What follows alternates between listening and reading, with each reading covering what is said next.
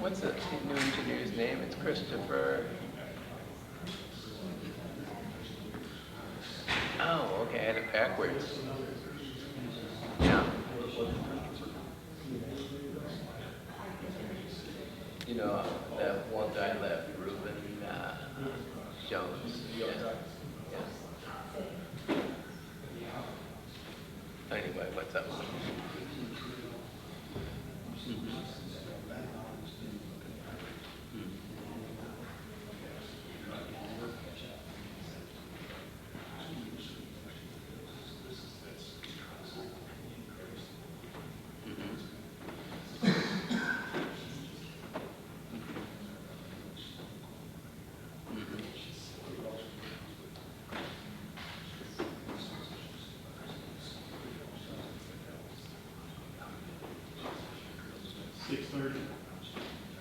Yeah.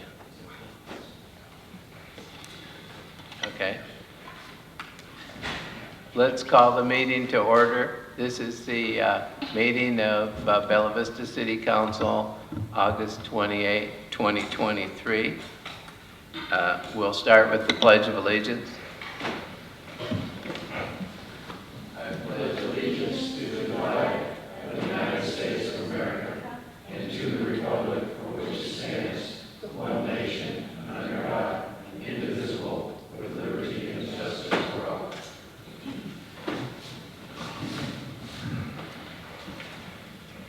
Roll call, please, Wanda. Yes. Council members Snow?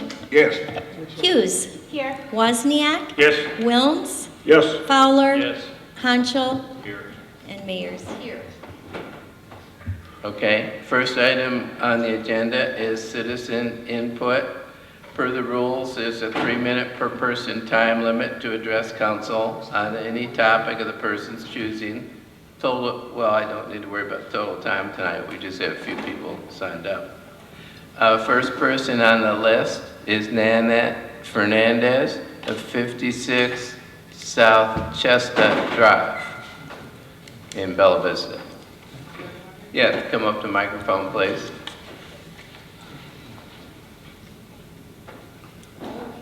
Thank you very much for your time, ladies and gentlemen, members of the body. I'd like to thank you for this time today. I will address the development of walking trails, the areas. Hang on, we can't hear you at all. Yeah, you almost have to eat it. Okay. Ladies and gentlemen of the council and members of the body, I'd like to thank you for this time. Today I address the development of walking trails across the areas of Letchworth, Grosvenor, and Trafalgar. Recently I discovered that these trails were coming in with a couple guys unidentified crossing across my property, marking the end of my property with no warning or consulting. I am one of the members of the community, and a foot trail is planned, the Pinion Creek Trail, that would be running alongside property lines and across untouched vegetation.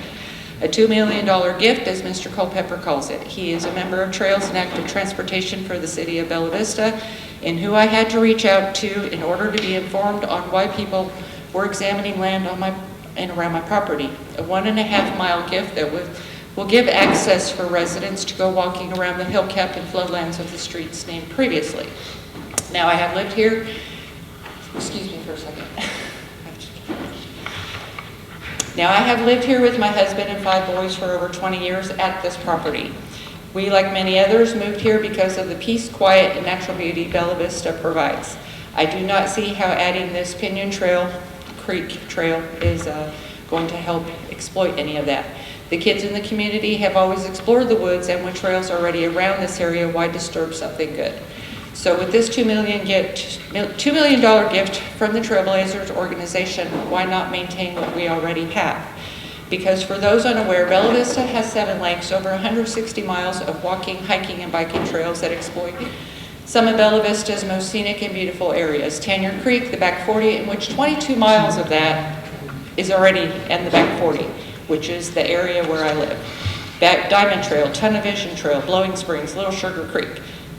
We've seen increase of people parking on the side of the road to gain access to certain parts of the trail because they don't always use trail heads that aren't considered a launch point. Loud music played by mountain bikers. Trash like wrappers, water bottles, and even beer cans are appearing where hence they don't belong. Then you've never seen them before. What you bring in bothers me because of what you drive out, like Natural Rock Springs, which is what you're going to interfere by putting Pinion Creek Trail there. What you bring in bothers me because of what you drive out, like Natural Rock Springs, an abundance of wildlife, which I don't fence my property. I allow things to move in and out freely, and I would like that to not be disturbed, and the peace for many. And so what you plan to build there is going to drive other things out, and I just don't think it's a good place for a trail. And it's going to be encompassing almost my whole property, my lot and my property. And I'm up on a hill, so to have, and that was part of the reason why I chose where I'm at, is because it is private, it is high up, it is beautiful. And to put a trail right in my backyard, I do and have gone on trails before, but I end up in somebody's backyard. To me, that's not scenic, that's not enjoyable, and that's not what I'm looking for when I go on a nature walk. I don't want to hear somebody's dogs barking. Okay, thank you. Thank you, ma'am. Thank you. Appreciate it. The next speaker is Kimberly Honchel of 1 Scott Circle in Bella Vista.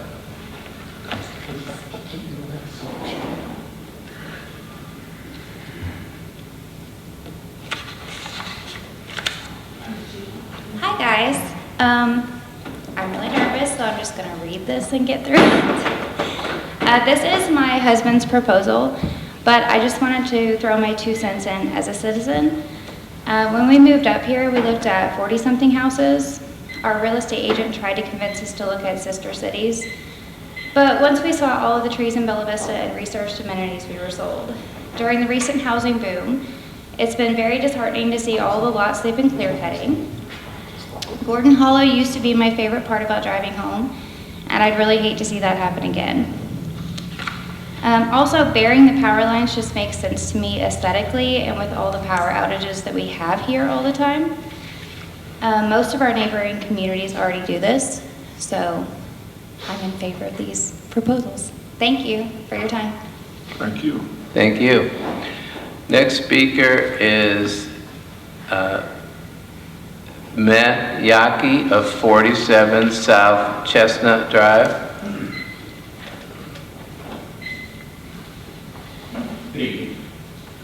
I'm going to be piggybacking off of Nanette's speech. We live adjacent to her, and we're one of 4 houses on South Chestnut Drive. One of the mentions of the benefits of this trail is that it provides access for residents. There's probably 10 houses total in a 1 mile circumference in this area. It's false what that claim or the premise that they're proposing this under.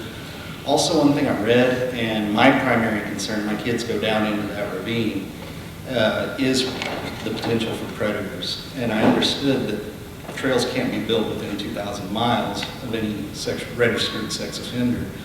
It's within 600 feet of one that's living, in our vicinity. So I'm opposed to it for the sake of my kids and for the sake of future children. There are new families that have moved in our vicinity that also access these woods to enjoy them. I just don't want to see strangers coming into a place where children play that we don't know the history of, especially knowing the background of one person that lives in our region. So that's all I have to say. Thank you. Yes, sir. Next speaker is Christian Henning of 7 Longview Lane.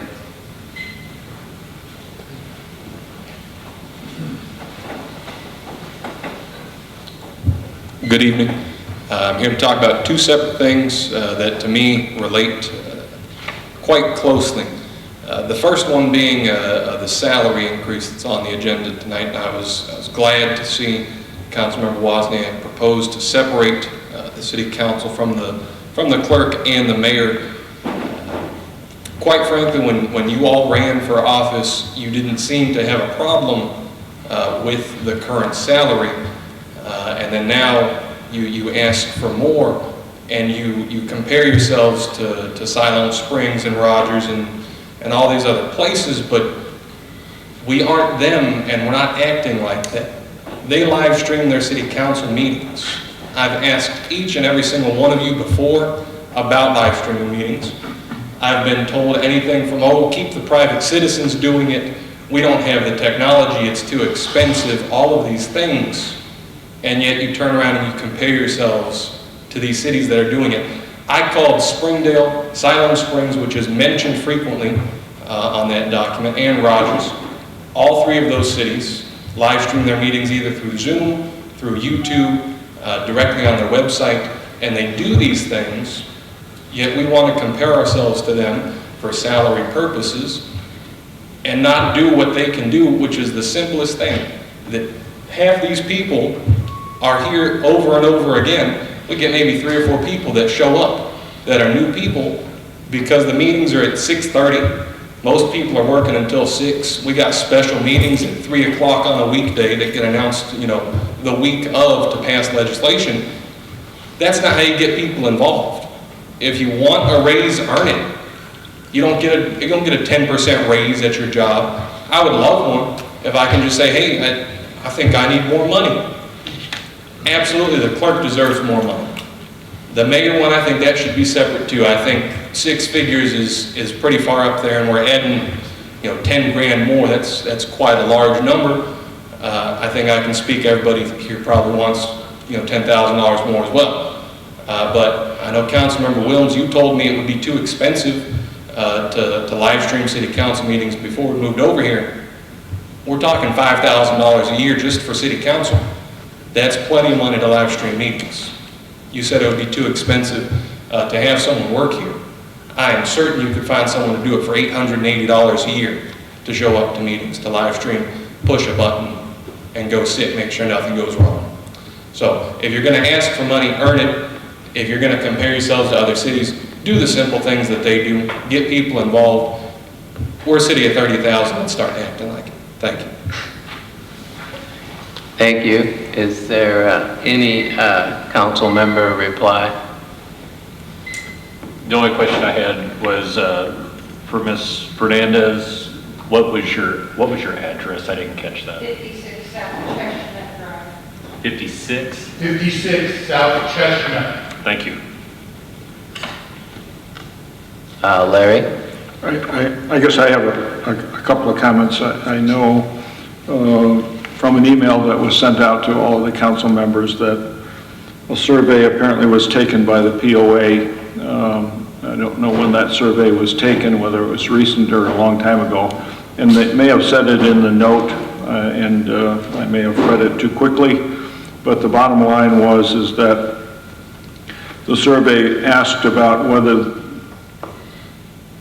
the members wanted more walking trails in the city or in the POA, and the answer came back a resounding 2/3 no and 1/3 yes, was what the survey results were that were communicated to us. So just as a frame of reference from the two speakers tonight, without separating the various trails that are being proposed in the package, I tend to support the addition of those trails, in part because of the being a part of our 2040 plan recommends that we do add trail mileage to our system every year.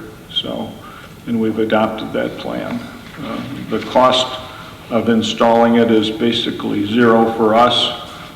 We share with the POA the maintenance costs, as I understand it. So that's where our impact will be, is the maintenance cost for that addition. So the second thing, Christian Henning was right in saying that I did respond and speak with him about the live streaming, and those were numbers that I had received from talking with our technical staff in the city, and thought that it would be more difficult. With the new facility here, it may become easier to do, something that we need to look at for sure with our budgeting for next year. So just to try and address that. I don't know what the other council members feel about it, but it may be a benefit to our community. Anybody else from council? Jerry Snow? I'll address the trails issue. I personally have no problem with the trails. The only problem I have with the trails is that I'm not physically able to enjoy them, to ride a bicycle and enjoy those trails. But as Mr. Williams pointed out, in 2021, there was a survey by the POA, and I think 12,000 people responded to that survey. And it was, as I said, a 2/3 majority was opposed to additional trails. I guess the question is when is enough enough? I don't know when we reach that point, or when, if we have a plan to reach that point. But again, just a point of reference there. I had just a couple of comments.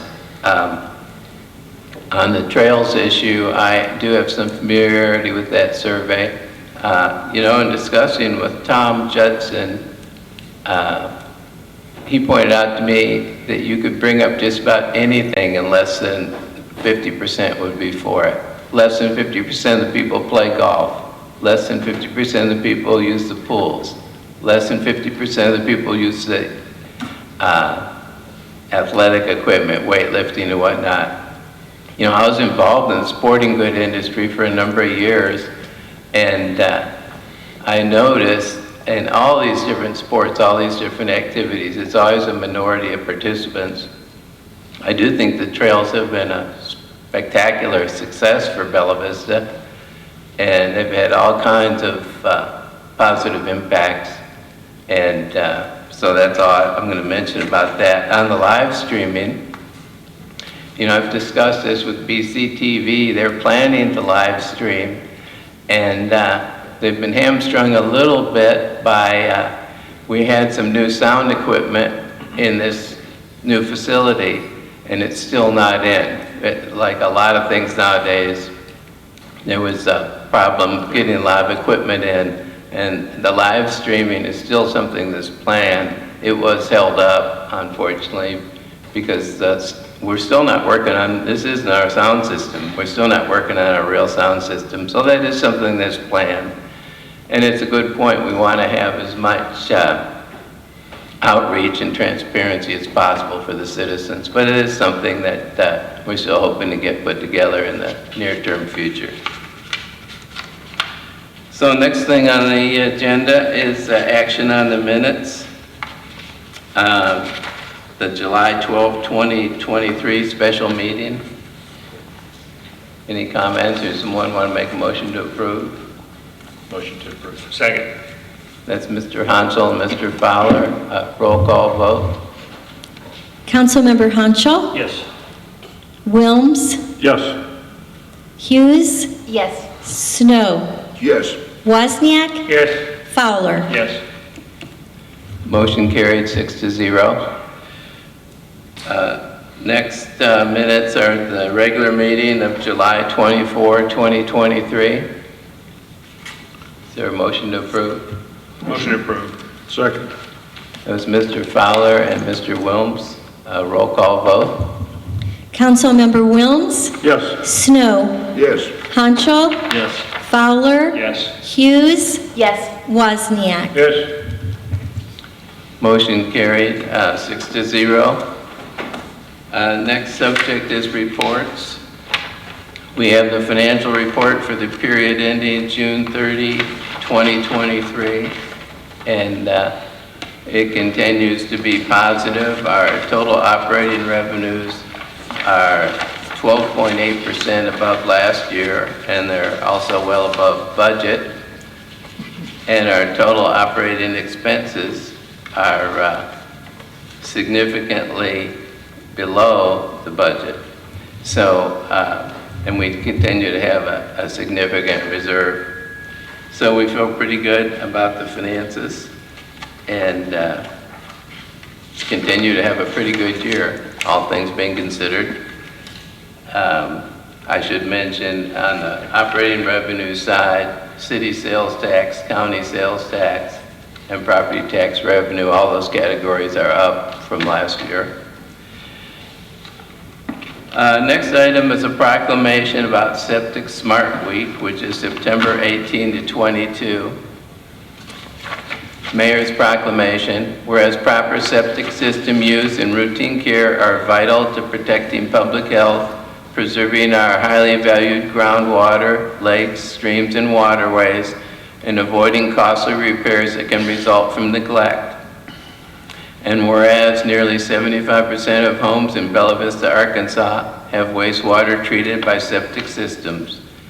And whereas wastewater professionals of Benton County, Arkansas and the state of Arkansas use their expertise in the design, installation, maintenance, and regulation of septic systems in Bella Vista.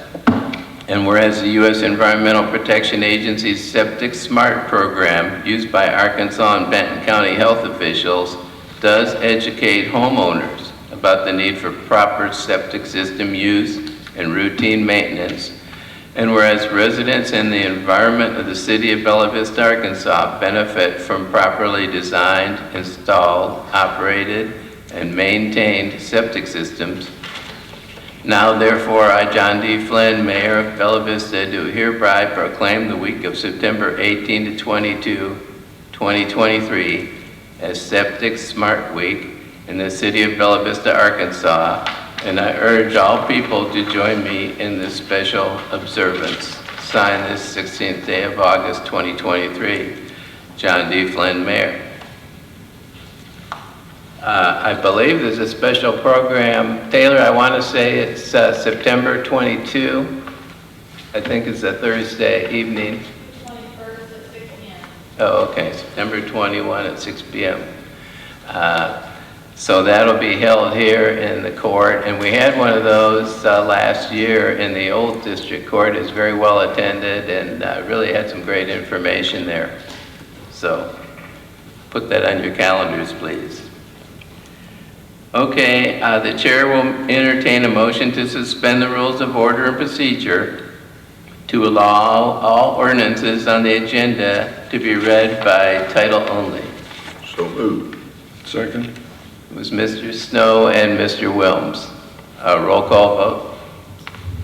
Councilmember Hanschel, Yes. Wilms, Yes. Hughes, Yes. Snow, Yes. Wozniak, Yes. Fowler. Yes. Thank you. That was 6-0. Passed. Item A is an ordinance amending the Bella Vista zoning ordinance and map to rezone property described in rezoning petition number 2023-49912, Cardinal County parcel number 16-40236-000 from R1 residential single family district to C1 neighborhood commercial district. This is on second reading, and the city staff, I believe, has suggested that we table this and ordinance B and proceed to ordinance C. I'd like to make a motion to table indefinitely. Second. That was Mr. Fowler and Mr. Hanschel. Both item A and item B? Did you have to read B? No. Okay, then both item A and B then, okay. Second. Okay, that's both item A and B. Any discussion? Why are we tabling it? It's replaced by item C under new business. Yeah, item C kind of combined the two properties, so. A procedural question, Attorney, do we need to read the title for the second one to make it good? No, Mr. Honchel or Mr. Fowler asked me that, and no, Okay. just Thank you. go ahead and move to table indefinitely, both of those, you can proceed with the agenda. Okay, roll call vote, please. Councilmember Snow, Yes. Hughes, Yes. Wozniak, Yes. Wilms, Yes. Fowler, Yes. Hanschel. Yes. Motion passed 6-0 to table those two items. Okay, item C is an ordinance amending the Bella Vista zoning ordinance and map to rezone property described in rezoning petition numbers 2023-49912, county parcel number 16-40236-000, and 2023-49795, county parcel number 16-7938800, from R1 residential single family district to C2 light commercial district and P1 conservation district as described and mapped herein. And staff requests move to third and final reading. Is there discussion?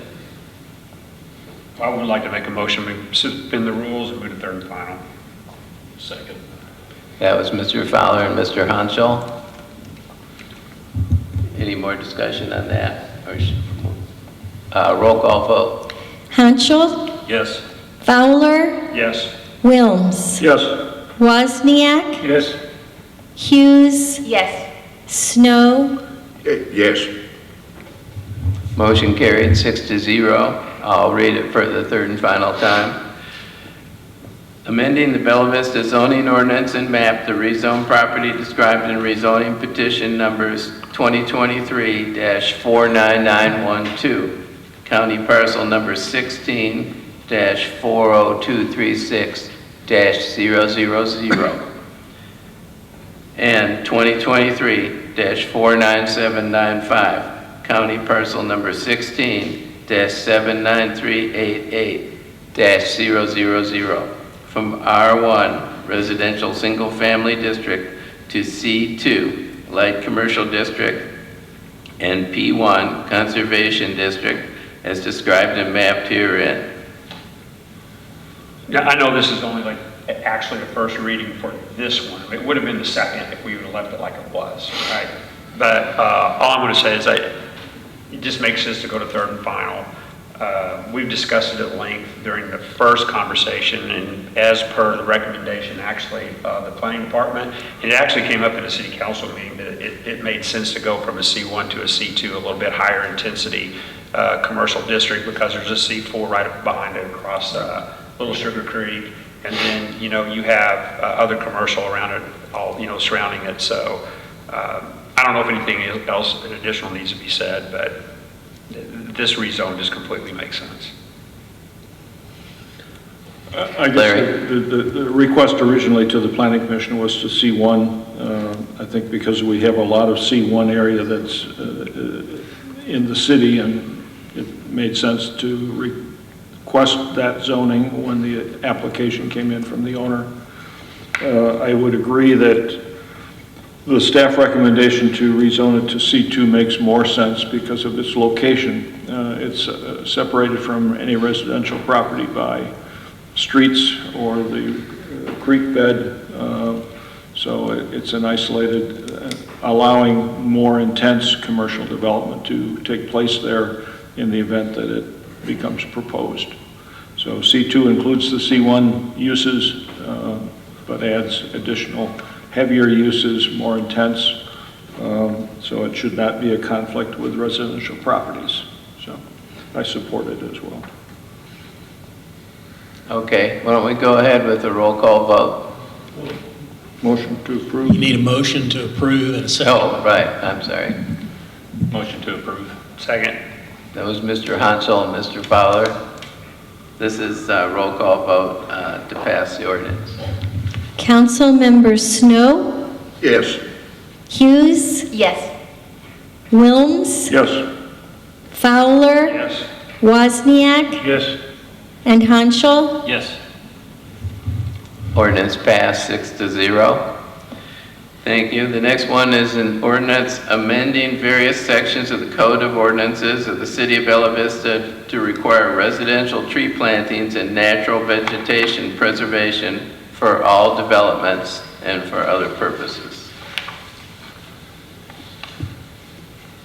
Is there any discussion? Motion to approve. Second. I think there's some discussion. Larry? My only comment is I really support the ordinance. I know that Councilman Hanschel has done a lot of work on it.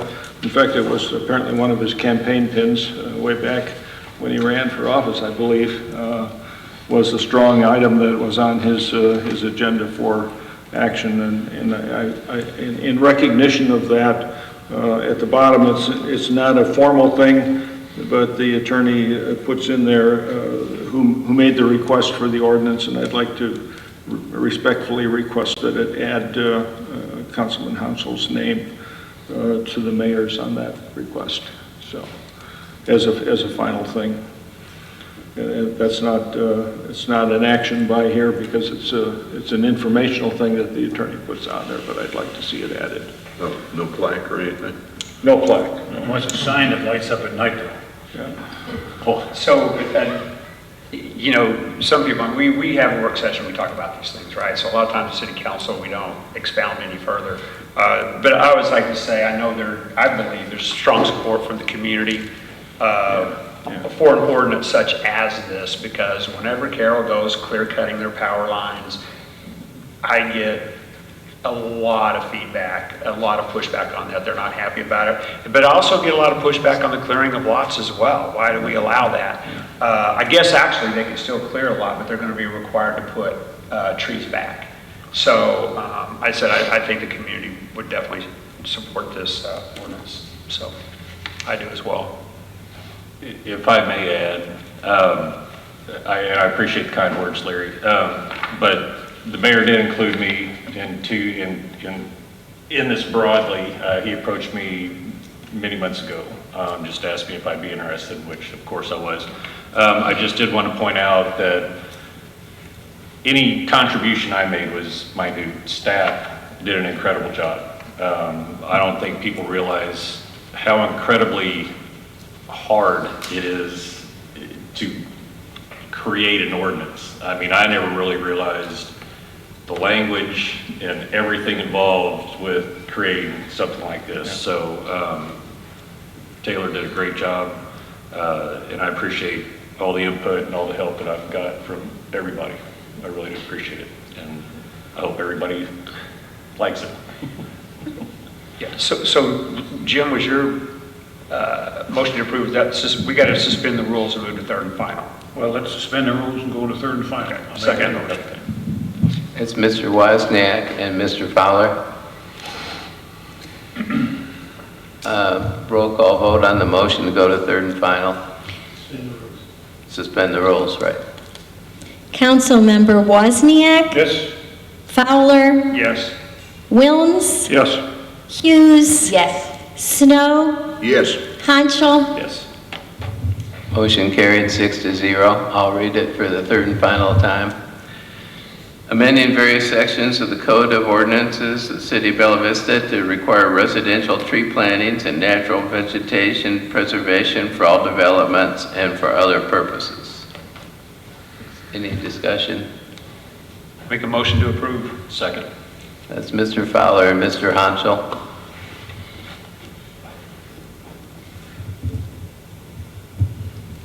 Roll call vote. Councilmember Wilms, Yes. Hughes, Yes. Snow, Yes. Fowler, Yes. Wozniak, Yes. and Hanschel. Yes. Motion carried 6-0.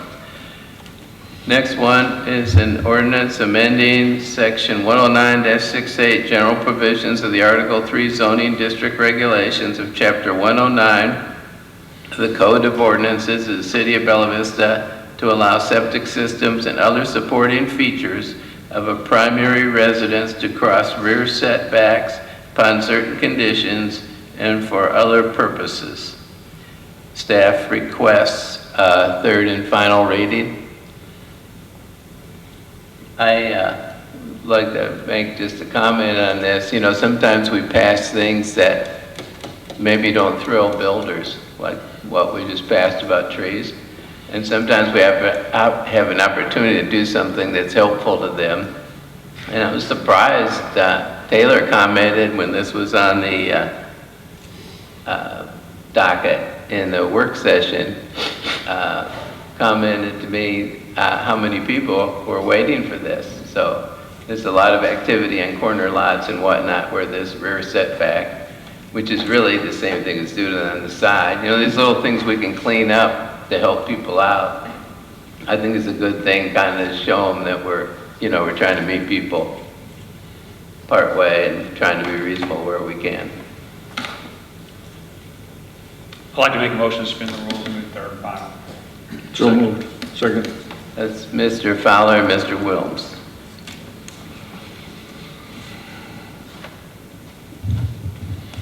Roll call vote. Councilmember Fowler, Yes. Hanschel, Yes. Wilms, Yes. Wozniak, Yes. Snow, Yes. Hughes. Yes. Motion carried 6-0. I'll read it for the third and final time. Amending section 109.68, general provisions of Article 3 zoning district regulations of chapter 109 of the Code of Ordinances of the City of Bella Vista to allow septic systems and other supporting features of a primary residence to cross rear setbacks upon certain conditions and for other purposes.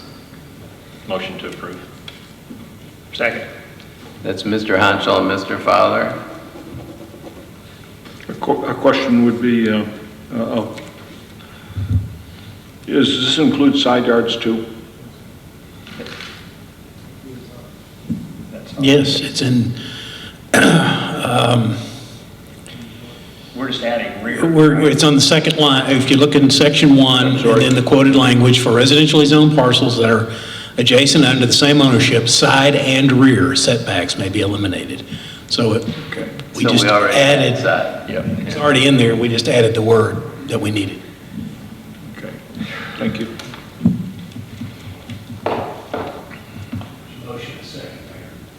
Oh, we had a motion second? Yep, we do. Okay. Roll call vote? Councilmember Snow, Yes. Hanschel, Yes. Fowler, Yes. Hughes, Yes. Wozniak, Yes. Wilms. Yes. Motion carried 6-0. Next one is an ordinance waiving the requirements of formal competitive bidding and authorizing a contract with Superior Automotive Group in the total amount of $37,285 for the purchase of one 2023 Dodge Charger police pursuit vehicle for use by the police department. Any discussion? No, I mean, it's already in the budget. It was approved basically when we approved the budget for 2023 at the end of 2022. So, right? Yeah. So I think this is one we might want to go to third and final on. Yeah. I'd like to make a motion to suspend the rules, go to third and final. Second. It's Mr. Fowler and Mr. I think it's, Hansel. I think so. A roll call vote. Councilmember Fowler, Yes. Hughes, Yes. Hanschel, Yes. Wilms, Yes. Wozniak, Yes. Snow. Yes. Motion carried 6-0. I'll read it for the third and final time. Waiving the requirements of formal competitive bidding and authorizing a contract with Superior Automotive Group in the total amount of $37,285 for the purchase of one 2023 Dodge Charger police pursuit vehicle for use by the police department. Motion to second. Whatever. Mr. Fowler and Mr. Wozniak. Roll call vote. Councilmember Snow, Yes. Hughes, Yes. Wilms, Yes. Hanschel, Yes. Wozniak, Yes. Fowler. Yes. Motion carried 6-0. Next one is an ordinance amending section 107-249 subdivision design standards of the Code of Ordinances of the City of Bella Vista to require underground placement of utilities in all new residential, commercial, and industrial developments and for other purposes. Is there any discussion? I guess my question is, it's something that is obvious and required by most of the larger member communities around us for a long time, and Bella Vista has finally chosen to move forward with this. I think it'll improve the reliability of the electrical component of the utilities. Most of the rest of them are underground, so that's not overhead. But for electrical, it'll maybe reduce the potential of loss during a severe storm or whatever going through the city. So I think it'll be a benefit long term. It will add to the cost of the development a little, but since we're only dealing with really one utility, it's probably not going to be too bad. No, I think there's still a provision that allows for if there's an undue hardship or if it's not possible, a developer comes to the city planning and presents that case, and they could still maybe go ahead and move forward with how they have been doing, or typically across Bella Vista. But I think it's a good move. I wish our community by and large had enacted this a long time ago because it just cleans things up or keeps things looking clean. And that may not be a supporting idea by the developers, but it does put some things underground, and it does clean it up in terms of appearance a lot, so. We did have some outreach from Carroll Electric, and they spoke with our staff about it, and I think after speaking with our staff, they were fine with it. Is that fair characterization, Taylor? Yeah. So. Yeah. Mayor, I think the aesthetics of underground utilities are great. I think it's a good thing, but I think since we've been a city, there's been only 2 subdivisions that have been built in Bella Vista. I believe that's correct, if not. But I have been informed or have been suggested that this basically will shut down any future subdivisions, because the cost of underground utilities is about 5 times more expensive than overhead. So now whether that's correct or not, I have no idea, but I don't know if there's anyone here to address that or not, but again, as I said, I think the aesthetics of it's great and it looks good, and like to see it, but if it shuts down future development, I don't know. Question to be determined at a later date, I'm certain. We have about 20,000 lots, I think, is still available for construction on. So I think we have a good inventory. It's just that we won't see a lot of new subdivisions for residential development likely to be created. But it says commercial, it says developments, it doesn't say subdivisions unless the actual. It would be any development, residential subdivision, any new subdivisions. Existing ones are exempt because they already are here. I think they mentioned, I thought in the work session, they mentioned it would be 4 houses or more. And it's platted and unplatted. If it's already platted, it doesn't affect it. If it's unplatted, then it would. Correct, yeah. Yeah. So a new subdivision versus the existing. Well, if it's Platted not versus- platted, Right. some are already platted and just nothing's going on. Well, but the lots are already there. Yeah, so they wouldn't be included in this. Correct. Yeah. So essentially, I mean, this would affect reserved properties, right, that might be developed, but to your Yeah, point, nothing because that's they're not already platted. Right. The big thing is platted. Or redevelopment of commercial property would be affected too. I'm presuming, is that a fair statement, Taylor? Yeah, non-residential that would be triggered if they were, expanding or doing things that took out of the non-conforming sections to be brought up to code, just like we have on Indian Drive, concrete plant, they have to bring things up to code, they have to run utilities in that development.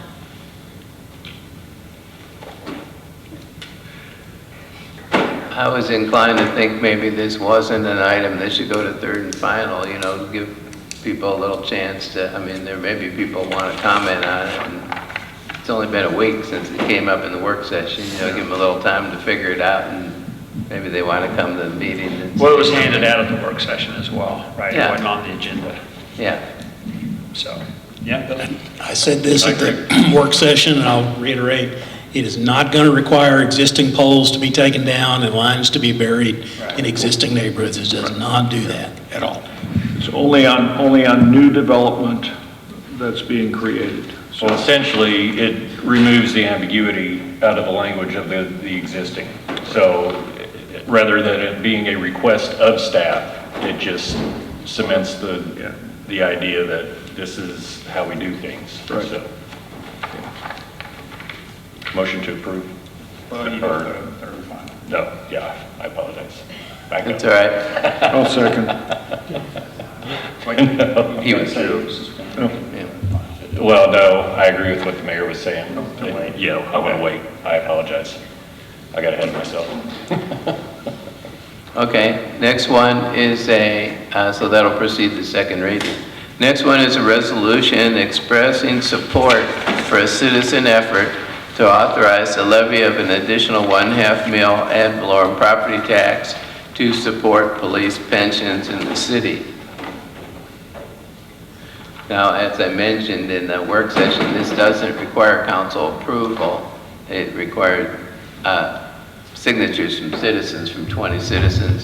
But I thought it'd be a good idea to bring it before council and, have you folks just aware of it and hopefully support it. Just for like a little perspective on me, I just happened to get my handy dandy little property tax statement about a week or two ago.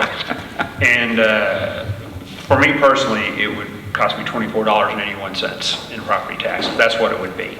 If you don't, because it's $24.81 now, you double it to $24.81. So that's what it would be, $25 annually. As of now, what my house is valued at. Yeah. So it's pretty nominal. Some will be less and some will be more. Yes. Jerry? So this can be added without a vote of the people? It can be done by petition only? No, that the petition puts it on the ballot, and then it would be on the ballot in November. Okay. Yeah, that's a good question. You can assess 5 mills without a vote of the people, and we've only assessed 4. We could have just assessed 1/2 mil, but I thought it was important to have a vote of the people and have the people decide. I don't like to impose taxes on people as opposed to having them figure it out. Even though, as Doug mentioned, it's not a real big amount. We had it calculated for the average house of being a little bit less than $19 a year.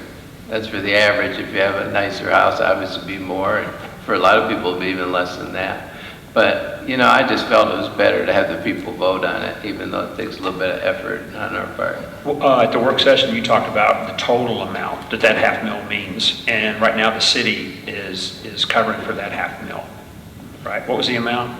Right now, the cost is $507,000. That's what it was last year, and the amount we're taking in is $311,000. So we're short almost $200,000. Right. And Jason and I did verify on the timing. The county needs to hear from us by October 20. And the vote would be on November 14th. So, if we voted and it was approved in November 20 or October 20 of next year, we'd tell the county about this new millage. And because the taxes are behind, it would kick in I think it's October of 2026. So it's really planning ahead, basically. You see that you're underwater, and it takes you... And it's just going to grow. Yeah. Yeah, we'll be more by the time the tax kicks in, we'll be more underwater than we are now. And and 1 mil was approved for the fire. It's just $500,000 was approved for the police at the initial you're process. allowed to go up to 1 mil. Right. And they chose, back in 2014, they chose to just do $500,000 for the police, thinking that was enough, and it was for a while. So. Well, now, the fire department's pension collection, is it underwater also? Yes, yeah, even though it's 1 mil, so. Okay. So I thought about that a lot. It's a little discouraging that we're behind because this is an obligation. It's not an obligation that's going away or that we can control even. And I think one of the reasons we're underwater is, if you think about it, if we had more commercial, it would help to close that gap. So, as you all know, in the long run, we'd like to work on that anyway. Get some more commercial. Now, do you have some citizens kind of fingered to leave this drive for these signatures? Yeah, we have all the signatures already. Okay. So, yeah. So, yeah, there's some citizens that were very enthused about it. You don't have the signatures, you have the people to run the program to get the signatures. No, we have the signatures. Oh, we do? Yeah. Oh, okay. So, all right. One of the enthused citizens is sitting in the front row, but I'm not going to name any names. So how many signatures did it take? We need 20, and we got 30 just to be safe. But one thing it causes you to think about is these things people tried to put on the ballot that take 56,000 signatures or whatever. I've decided I'm never going to do that personally. Somebody else can try to do it if they want, but that's a huge job. Getting 20, not too bad, right? So. One is a state level and the other one is a local level. Yeah, right. So. I'd like to make a motion to approve. Second. Roll call vote. Excuse me, who was the second? Oh, I'm sorry. Oh, Wilms, thank you. Councilmember Snow, Yes. Hughes, Yes. Wozniak, Yes. Wilms, Yes. Fowler, Yes. Hanschel. Yes. Motion carries 6-0. Okay, next one is I, resolution amending the 2023 budget to redesignate $53,000 in capital budget from the West Side Salt and Sand Storage Project to the purchase of a dump truck for use by the street department. And of course, Karen Hunt was here at the work session and explained to us how all this came about. And it's, I told her she didn't need to come tonight since she'd already explained it. So anyway, so it's the capital budget is still the same for this year. She's just taking some extra funds she had in one pot and in using it to help buy the dump truck. So, any discussion? Motion to approve. Second. That was Mr. Wilms and Mr. Hunchel. Roll call vote. Councilmember Wilms? Yes. Wozniak? Yes. Hanschel? Yes. Fowler? Yes. Snow? Yes. Hughes? Yes. Motion carried 6-0. Next one is authorizing the mayor and city clerk to enter into a contract with Friesen Nichols, Inc. in amount not to exceed $235,500 for review of city plans and for drafting proposed revisions to city zoning and development ordinances and maps. Is there any discussion on that? I know, we spoke about this at length during the work session. There's been a conversation going on for quite a while within the city, particularly within the planning department, that we needed a study done of our zoning ordinances. They were pretty much just kind of, cobbled together, and I'm not making any comment about anything. When the city came together very quickly, and we used, other cities' directives and things like that. And Bella Vista is very unique, and I'm certainly not the only one sitting up front here that spent a lot of time with the planning department and understands the issues that we have with zoning in Bella Vista. There are a bunch of holes and gaps and just things that, quite frankly, just don't make sense. And so we're trying to fix that kind of like one piece at a time, and it's just very laborious, and it really isn't getting us anywhere. And to try to tackle this within the city with our resources that we do have, we run a very lean organization here, a very lean city government. I don't know if anything can really ever be put together in total. So we need to consult with somebody that does this specifically and puts these plans together. And the $225,000, we already had budgeted $160,000 for 2023 for this project, and all the $235,500.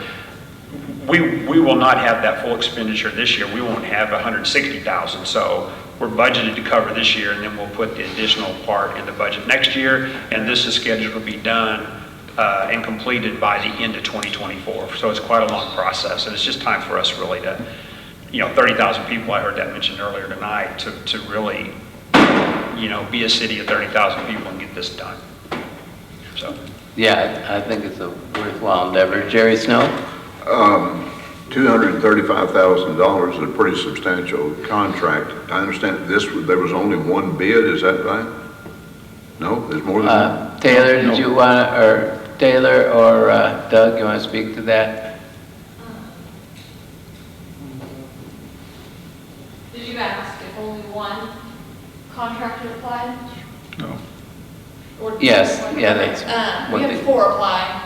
We went through a pretty substantial RFQ process of interviews and, of course, the proposal submittal.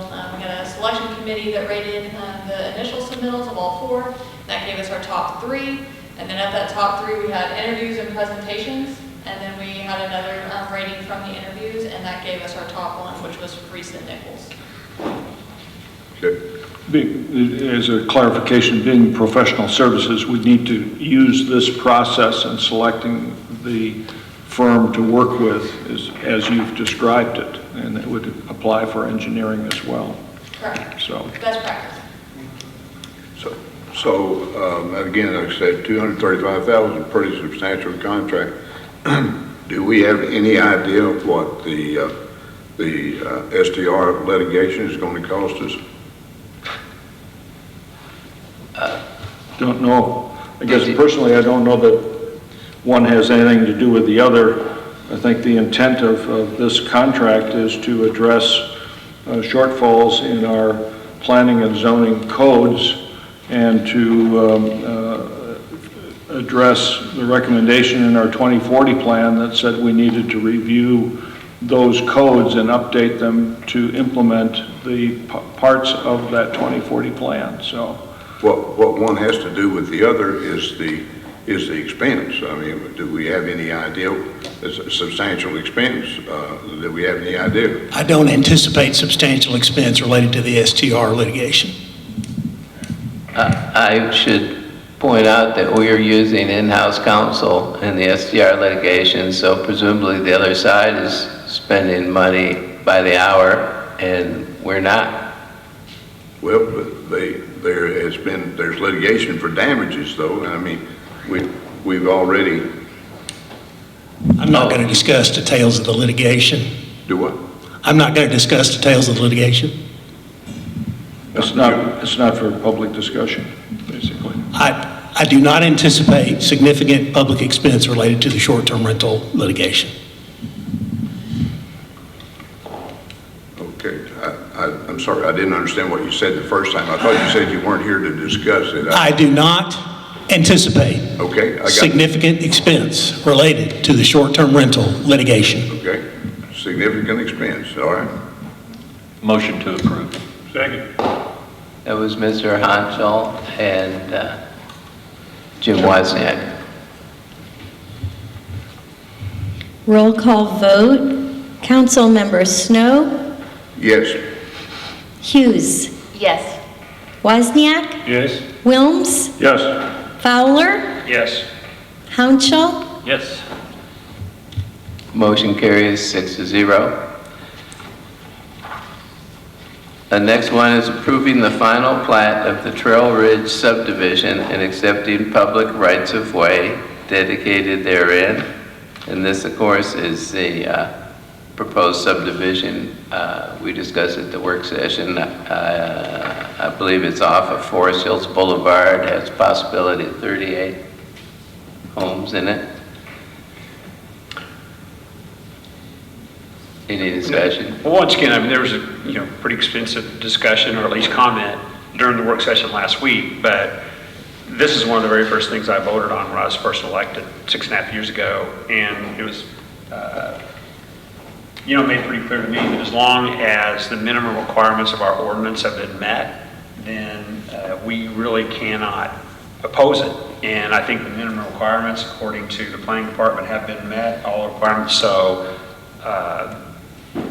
I would certainly be, supportive of it. There's not any reason, I can't find any reason why we wouldn't support it. And I know there were a couple of issues, I think, with some culverts or drain pipes, things like that, but that was solved for, that was spoken for, and everybody seemed to agree that that wasn't going to be any situation or anything to be concerned about in the long run. So, yeah. I don't know how we couldn't approve it at this point. Larry? I had a lot of questions at the work session, and some of them we weren't able to answer internally when we talked about it, and I made a phone call to Mr. Attorney Grosclose and spoke with him about the questions that I had, and so I have a better understanding as to why the language is in as a part of the general notes on the plat. We've seen them before. I think I've raised that question to the Planning Commission before on prior documents that they've processed, and I think I have a better understanding of it. And it really has to do with the covenants, if you will. That's not what they're called, but that's what I call them, which are the deed restrictions that the developer recorded way back before he platted his first subdivision. And they apply to all of the land that they create land divisions for, whether it's a commercial development or whether it's a platted land and an individual lot. So it's consistent throughout all of their development.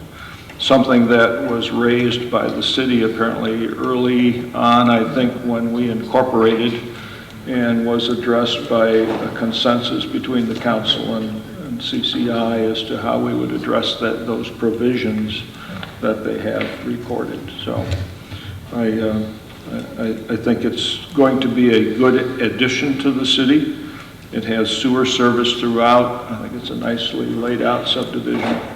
Will be a good addition for growth, even though it adds more vacant lots. There's just more choices for the prospective people wanting to move to Bella Vista. So I certainly support it. I apologize, I just did have one question as I was reading it. So there were two issues. One of them was with the, I'm gonna call it culvert pipes, I guess, and that was all settled. But on the renaming of the streets, so is it just a partial renaming of the initial naming of the streets, but we couldn't do it because those were duplicate street names for streets in Rogers? So did that affect any of the other residents? And I just assumed they would be okay with it. Because the streets kind of continue, right? They go around. So did some of the residents have to change their addresses?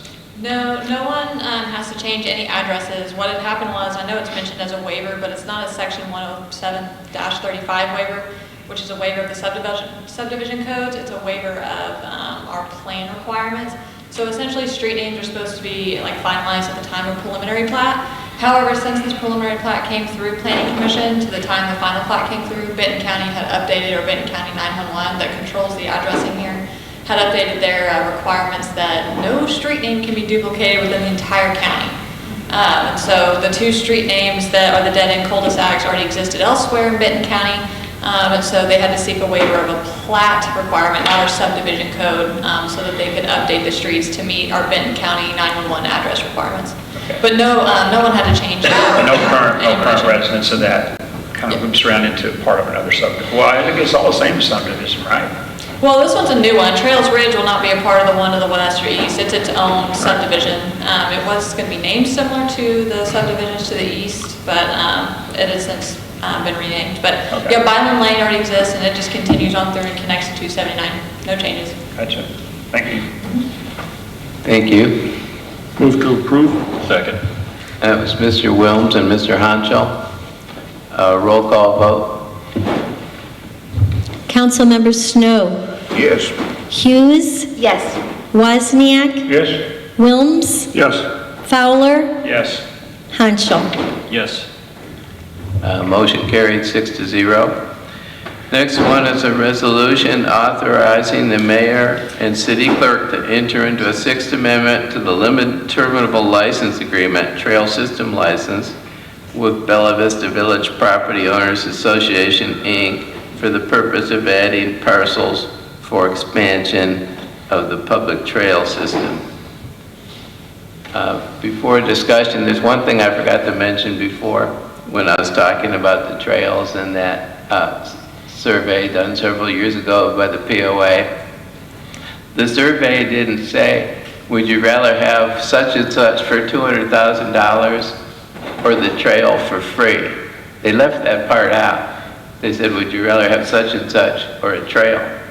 That's a very different question than the question that's actually facing us. The POA did pass this in July, and that was before the city. But the survey didn't mention the part about how one thing's free and the other thing costs you a lot of money, which I think would have changed some people's answer.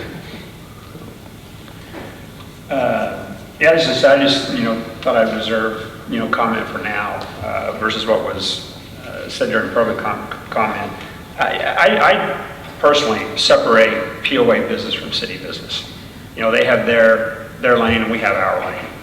But I do know the POA board did approve these trails, and 2 of them are tagged as connectors, and the other ones are beginner loops. So they're connectors. They're not like 50 or 35 or 45, 60 miles of trails. What is it? A total of 7 miles, I believe, is what it is.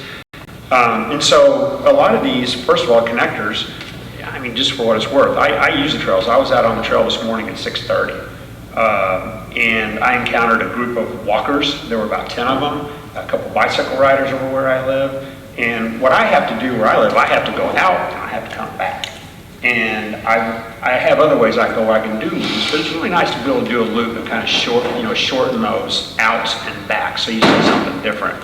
And I believe it was mentioned by the people that spoke that they were up on a hill and the trail that would be behind their house would be in a ravine. And the trails that I walk are in the ravines, and I've never encountered or seen anybody in the house up above, and they can't see me either. Pretty quiet, and when the bikers come by, they're huffing and puffing, and they're going. I mean, they're like ghosts, when they go by on the trails. And they're really not, I don't think, interruptive of anybody. And when I was kind of looking at these maps, a lot of the trails, by and large, there are parcels of land that can be built for residential, but at least for the present time, it looks like most of the lots are undeveloped from where these trails are being put in. And I guarantee you, when these trails go in some of those areas, you're gonna start seeing houses put there because a lot of people wanna live on the trails, just like the lakes and the golf courses, et cetera. So, I do hate it whenever, you know, there's a trail that appears to be right in somebody's backyard or affects a couple of people. And I think that's just kind of a natural occurrence of what's going to happen when you're developing something like this. But these trails really are a big benefit, you know, to our community and to the residents that live here. And we all know we have a lot of people moving here just because we do have the trails. So and two, I don't know, I'm not aware of, the chief of police is here. I haven't really heard of like really any negative occurrences on the trail between bikers or walkers and residents that I'm aware of. And maybe there's been something that's happened, but I don't know what that is at this particular point. And I didn't really hear any feedback from anybody in the community before tonight on this proposal. So I'm supportive of it, and I do hope that it isn't interruptive of too many residents that live in Bella Vista, really, if something's right in their backyard. So I'm supportive of it, though. Jerry? Is there someone that, in the case of the people that spoke tonight, where there's a trail very close to their house or in their backyard, so to speak? I've heard other people refer to the trails being extra close to their house. Is there somebody associated with the trail system that can be reached out to that would make any kind of effort to move the trail a little ways away from wherever it's? They do that, I know they do, but these trails, from what I heard, are down in the ravine behind their house, I think. So when they're like that, I mean, I don't know that there are people up there, and I don't think they know that I'm down here. So, but yes, they have moved trails, to answer your question, for considering resident concerns. So if someone has a complaint regarding a trail like in that situation, who do they contact? Who do they need to reach out to? Oh, the Trailblazers, yeah, NWA Trailblazers, yeah. Who's our trail person in Bella Vista now? The new person we hired? Our active transportation coordinator, Justin, actually went and visited with the property owners and looked where the trail was and found the markers. And he said that as a trail builder, he felt like they could shift it downhill a little more, but he did say it was 75 yards or more from the home. Is that the people that were here tonight? Yes, sir. Okay. So what you're saying, Mr. Tapp, is that we've attempted to address their concern. Correct. 75 yards is a long way. Good. Yeah, that's quite a distance away from it. Yeah. I'd like to make a motion to approve. Second. That was Mr. Fowler and Mr. Wilms. Roll call vote. Councilmember Wozniak, Yes. Wilms, Yes. Snow. I had originally intended to vote no out of respect to Ms. Hernandez, but after the trail is being moved, I'll vote yes. You should just say yes or no, he said. I guess, I'm an elected official. If I want to say something, I'll say something. I'm advising the mayor, and it's up to you, Mayor, you run the meeting, I don't, but debate during the roll call is out of order and against the rules. Yeah. I'm not making any debate. I just made a statement. Yeah, I think I got the thrust of your statement, so. Say what? I understand what you said. Okay. Yeah, so I think people did also. All right. So go ahead and vote. I voted. Oh, okay. I voted yes. Thank you. Councilmember Hughes, Yes. Fowler, Yes. and Hanschel. Yes. Motion carried 6-0. Next one is a resolution amending the 2023 budget to appropriate $60,000 in police impact fees to the police department for procurement attributable to the impact of new development. And this was something the chief, I think, described at the work session, that we had some finishing work to to be done on the public safety building, and we had used up the bond money, so we were going to use $60,000 in impact fees. Would you like, we could have him come up and explain a little more if you'd like, or... Yeah, I don't have a need to. I think we talked about it at the work session, Okay. to my satisfaction. Mr. Wozniak. Second. Mr. Wozniak and Mr. Fowler. Roll call vote. Councilmember Wozniak, Yes. Hanschel, Yes. Fowler, Yes. Snow, Yes. Hughes, Yes. and Wilms. Yes. Motion carried, 6-0. Last one is a resolution establishing salaries for mayor, city council member, and city clerk. And the resolution recounts the amounts, and I had some backup information for you about the different items. Is there any discussion? Mr. Wozniak. Again, I'd like to break out us from that. I'm okay with the clerk. I'm sort of okay with the mayor. I'm definitely not okay with city council's amount. So again, I would like to break that out, if I can, and vote on that separately. Do we need to make a motion to split it? All amendments have to be in writing, and we don't have one written because I didn't hear from you. So if we wanted to amend it to delete, or actually to split this into separate ordinances, we got to have a written amendment for it to be in order. Well, and it goes through, I'll just vote no. Or you can table it to next month, and then we can have an amendment ready for you then. Okay, so I have to get it on paper, or can I just table it right here? You know, you table, a motion to table doesn't have to be in writing. Amendments have to be in writing. Motions do not. A motion's a mechanism. So if you want to table it to next month, that does not have to be in writing. An amendment has to be in writing. So you're telling me I can table the whole thing or just the one part? You can table the whole thing. You can't table a part of it. Okay. What, you might want to mention to people what you had in mind for council. No more than the cost of living or zero. Well, By cost of living, you mean inflation? The Well, CPI? whatever there's a number that goes around the country every year, 3 or 4%, whatever it is. Right, yeah. That would be the number I would put in, or I would put in zero. Okay, well, I think if you went from January 1, 2022 to January 1, 2024 and looked up the CPI, I think it's right around 10%, might even be a little higher.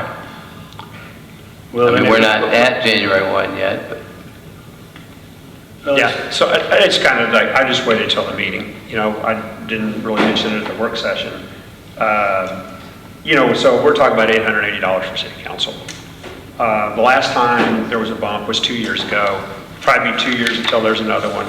So, yeah, you had your initial bump. I don't know, you're talking about a couple $100 a year. So it's not a lot of money. And I don't look at it as a raise at all.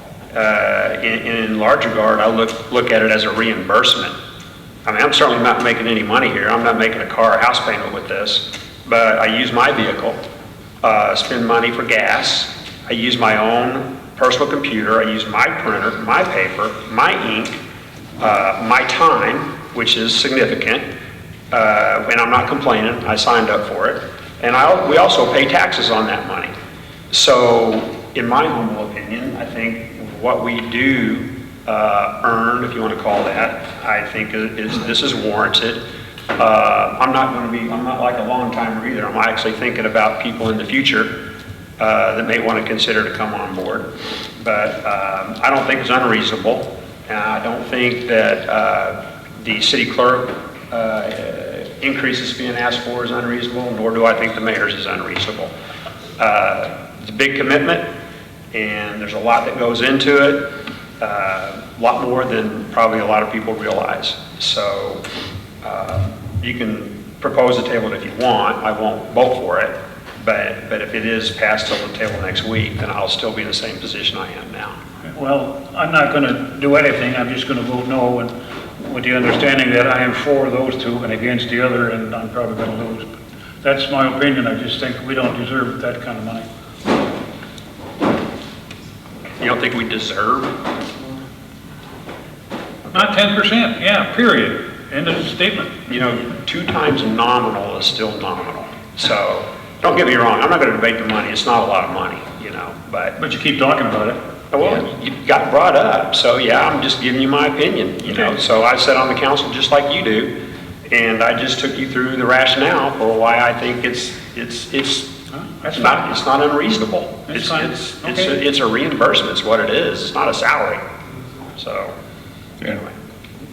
Well, since I proposed it, I just wanted to mention, I've always said the key to keeping the price to the taxpayers down is that there's 6 councilmen and there's no benefits. That's the key. Some of these other cities, if they're paying 12 grand a year, which they are, 12 grand a year, and they have 8 or 10 council people, you say, hey, that gets to be real money. As long as you have 6 and you're fairly reasonable, it's not going to add up to that much. I've always thought that was the key to it. Go ahead, Jerry. It's always a question. It always seems to be the council. I mean, we, in the past couple of years, I think something we went to like 2 years and it was not a raise, and then prior to that, there was a motion to exclude the council from any raise. But the only question is, we're elected officials like everybody else. Why always the council to be excluded whenever there's any kind of conversation regarding raises? Seems to be that way. So, again, I got to support it. I guess in my humble opinion, the amount of time I spend on city business is pretty extensive when you go through the end of the week. There are other committees that meet. Planning Commission's agenda is not short. They have a lot of items. There's a lot of reading if you're going to follow that and participate. And I do go to the meetings and I do speak to the when the public input is requested at times. Both pro and con to the items on the agenda as I see it and view it as a resident of Bella Vista, but nonetheless, it still takes review time for that. There are other committees that are out there. We get lots of material that we get through the email, through the incoming mail at the City Hall. We have certainly an agenda this time that's 192 pages long. If you do any due diligence, you're going to look at a good majority of that. Not only just look at it, you're going to read it. And does it make sense? Do you understand it? What are things that are in there? That's where I get a lot of my information, as well as calls from constituents. Had calls from constituents on Saturdays and on Sundays and in the evenings and emails. And I'm sure all of you on the council have experienced the same. Sometimes we all get the same email, sometimes it's individuals. We have been, I think, diligent in not accepting a raise on the council while raises have been granted and endorsed by this body for the clerk and for the mayor. I don't see what is $800, is that the number, $880 increase as being huge. If anything, it covers the increased cost of our operation to support for paper supplies and ink and computer repairs and driving mileage and all the rest of that we put on in our own vehicles. So I don't think it's unwarranted, and I don't think it's being generous on the city side for that request. So I support it. So is there a motion to approve? I'll make a motion to approve. A second. That was Mr. Fowler and Mr. Wilms. Roll call vote. Councilmember Wilms? Yes. Hughes? No. Hanschel? Yes. Snow? Yes. Fowler? Yes. Wozniak? No. Motion carried 4-2. I didn't get to vote. No, you didn't. Did you call me? Oh, I did. You voted yes. Okay. Okay. Mayor, Okay. could I have one moment before you get into the announcements? I want to defend myself. I have the unenviable task of sitting here and trying to corral all of you. And I don't do it out of any, I have no personal agenda in doing it. I have no reason to say it sometimes and not others. I hope that when I speak up, you all realize, particularly when it's a rule of procedure, that it's because it's what the rules require and it's not related to any one of you. I'll probably, if I haven't already, I will eventually say something to probably interrupt all of you at one point or another, because you can't do what you want to do. Not that you're trying to do anything bad, it's just we've got rules. We have to follow the rules, okay? So you have Rule 7G about voting, and I want to read it to you. For all ordinances, resolutions, and most motions, a roll call vote will be conducted where every member present, when a question is put to a vote, shall vote yes, no, or abstain. And the vote will be recorded by the city clerk. Then I'm going to jump forward to some stuff, and then we say, except for a question necessary to clarify the meaning of a motion, resolution, or ordinance, that being like, what are we voting on? Or does this mean yes or no? No questions or comments by members of the City Council, including the mayor, shall be made during the voting on the pending motion, resolution, or order. The council members will vote at City Council meetings in the order of their ward and position number, but with a progressively different position, voting first on each item at each meeting. I don't make this stuff up.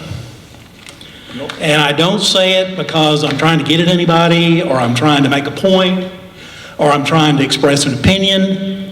It's what you're paying me to do. And if you don't like the rules, you can change the rules. But when the rules are what the rules are, I have got to tell you what they are. And I know all of you are elected. Trust me. I have a quick question, sir. If you do have a question during the roll call vote or a statement, what do you do? You can't ask it. I mean, unless it is a question necessary to clarify the meaning of a motion, resolution, or ordinance. So, I mean, when your name is called, if you have that very limited thing, that is the moment. It is only limited to that. But if it goes beyond that, and why you're voting the way you're voting, and who you talk to, and all that's debate. So when I say debate is not allowed, it's not that you're arguing with someone, it's that you're talking.